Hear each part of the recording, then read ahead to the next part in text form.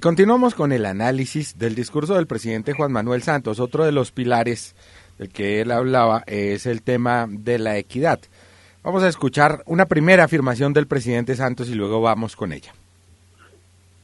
Hace 4 años dije también que a los pobres no les fallaría y no les fallamos. 2,5 millones de colombianos superaron la pobreza, 1.300.000 salieron de la pobreza extrema. Bueno, ahí está una primera afirmación del presidente Juan Manuel Santos, y para analizar este tema pues nos acompaña el economista muy reconocido en Colombia, el doctor Eduardo Sarmiento. Doctor, buenas tardes, bienvenido. Y bueno, ¿qué piensa usted en principio de esa afirmación del presidente? Bueno, que es una cifra monumental de reducción de la pobreza, pero el presidente no explica a qué se debe ese comportamiento. Más de la mitad de esa reducción de la pobreza obedece a cambios metodológicos. Antes se tenía una línea de pobreza de 220.000 pesos y eso se bajó a 180.000 pesos. Entonces, obviamente, usted ahí tiene una reducción de la pobreza que se debe a cambios metodológicos del gobierno. No digamos que todo, pero sí una buena parte, más de la mitad de ese resultado del presidente, se debe a cambios metodológicos. Esto es tan cierto que si fuera un cambio real en la economía, de que los pobres tienen más ingresos que los grupos medios y que el capital en términos relativos, eso se vería en el coeficiente de Gini de la distribución del ingreso. Pues bien, el coeficiente de Gini de la distribución del ingreso no varió significativamente no varió significativamente durante la administración Santos. Tenemos un coeficiente de 0.56 que, de acuerdo con las Naciones Unidas, es uno de los más altos del mundo, al punto que Colombia sigue entre las 5 o 6 países más desiguales del mundo. De manera que este aumento de la pobreza, esta reducción de la pobreza se explica en su mayor parte por cambios metodológicos, y lo más grave es que no se manifiesta en la equidad. Eso quiere decir que sí, probablemente los pobres mejoraron algo su ingreso, porque eso ocurre en todas partes del mundo. Cuando usted tiene crecimiento económico, pues algo le llega a los pobres. Pero lo que sí es cierto, cuando ve usted el coeficiente de Gini en la distribución del ingreso, es que este aumento del ingreso de los pobres fue menor que el del promedio, y también menor y mucho menor que el de los altos ingresos y del capital. Bien, eso respecto a lo que ha dicho el presidente Santos en torno a la pobreza, pero hay otra afirmación y es en torno al empleo. Escuchémoslo, doctor. En este cuatrenio tampoco les fallaremos y avanzaremos hacia nuestra gran meta. Estamos cumpliendo con nuestra política de vivienda, con las 100.000 viviendas gratis para los más pobres de los pobres. Y en este periodo vamos a entregar todavía más, muchas de ellas gratis. Reitero mi compromiso con la descentralización y con lograr mayores recursos para los departamentos y municipios, como lo hicimos con la reforma a las regalías. Hace 4 años prometí bajar el índice de desempleo a un solo dígito y prometí crear 2,5 millones de empleos. Bien, doctor Sarmiento, entonces ahí está. Dos afirmaciones. Uno, el tema de la descentralización. Por supuesto, el tema de las viviendas, que es una política que muchos han calificado como asistencialista, pero el tema de la descentralización, y él nombra la reforma a las regalías, en principio. Eso como primer elemento. Y otro elemento, el índice de desempleo a un solo dígito y crear 2,5 millones de empleos. De esos dos temas, bueno, ¿usted qué piensa, doctor? Bueno, en primer lugar, la descentralización. Eso es una frase en el vacío. Si usted mira el presupuesto del gobierno central, representa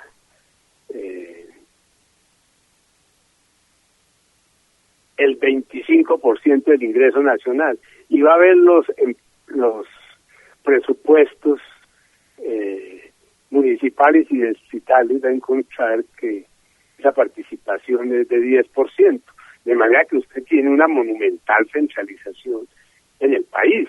Los grandes beneficiarios del presupuesto nacional pues siguen siendo las grandes ciudades, y eso se ve en los presupuestos o la comparación del presupuesto regional y nacional. En el caso de las regalías, está por verse. Ahí ha habido grandes problemas de ejecución. Pero es que lo que se hizo en las regalías no es ni comparación a lo que se hizo en la reforma tributaria. El presidente menciona las regalías, sí, pero las regalías es, al fin y al cabo, una parte pequeña de los recursos del Estado.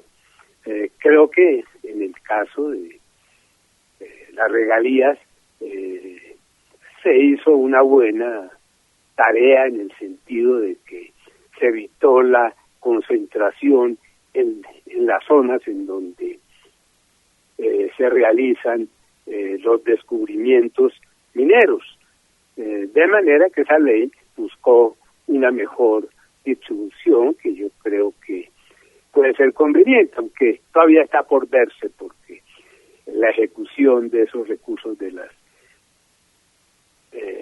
ese recurso de las regalías deja mucho que desear.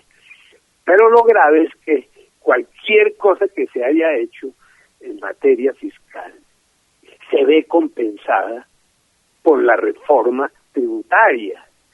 ¿Cómo me van a decir que la política fiscal está bien cuando usted hace una reforma tributaria de las magnitudes que vimos hace 2 años, que le baja masivamente los impuestos al capital?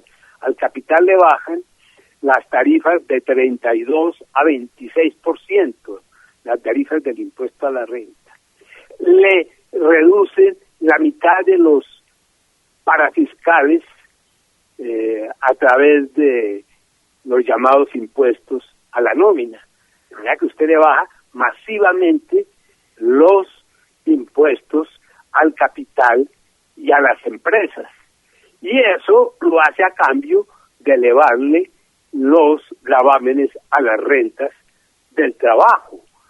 De manera que esa reforma, en lo que se refiere al impuesto directo, es tremendamente regresiva. Usted le bajó los impuestos a los que tienen más y se los subió a los que tienen, no digamos menos, pero que sí tienen menos que el capital. Pero es que ahí no para la cosa.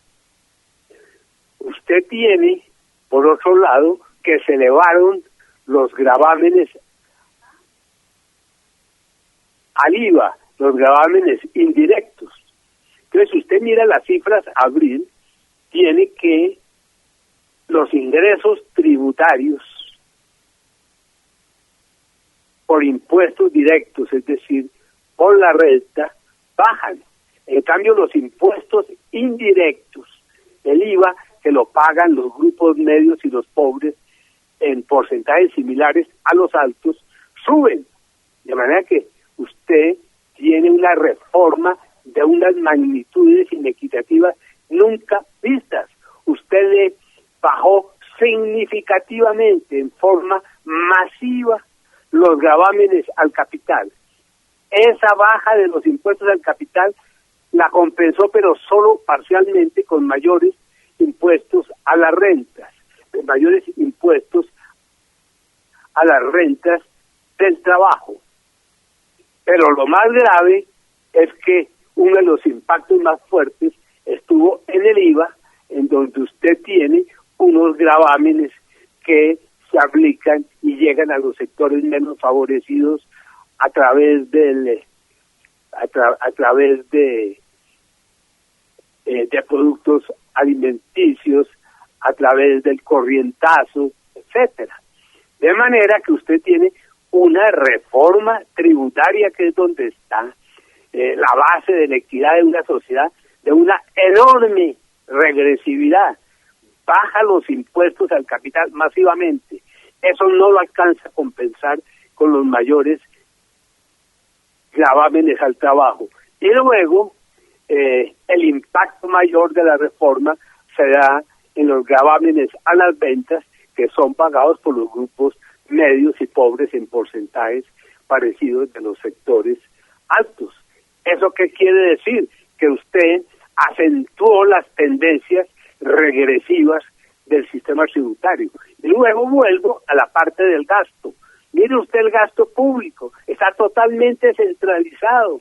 ¿Cuáles son los sectores que tienen mayores porcentajes en el presupuesto nacional? Las pensiones, que van en buena medida a las altas cortes y a los altos funcionarios del Estado.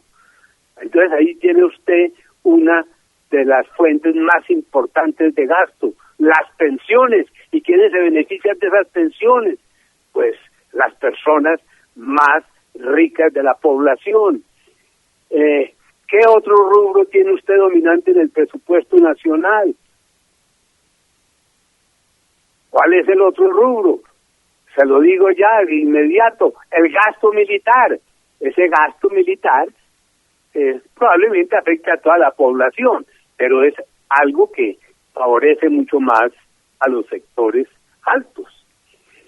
Otro gasto que domina en el presupuesto nacional es el de la infraestructura física, el programa de carreteras, el programa de transporte urbano. Todas esas son cosas necesarias, pero los grandes beneficiarios del transporte pues son los sectores altos, que son los que tienen mayores necesidades de traslado y los que hacen más uso de esa infraestructura con el automóvil. De manera que esa concepción fiscal fue totalmente regresiva en impuestos, gastos y en distribución regional. Y luego entra usted a las empresas de servicios públicos. ¿Qué pasó con el sector de servicios públicos? Usted tiene la salud en caos, la educación deja muchísimo que desear, los puntajes en los exámenes PISA están entre los más bajos del mundo. Las pensiones, allí hubo un engaño a la gente, los sistemas privados pagan mesadas que no corresponden ni a la cuarta parte de las mesadas del sistema público. Y luego tiene usted las concesiones públicas, que van a ser las grandes beneficiadas con el gasto en infraestructura. Estas empresas concesionarias van a obtener rentabilidades de 18 o 20%.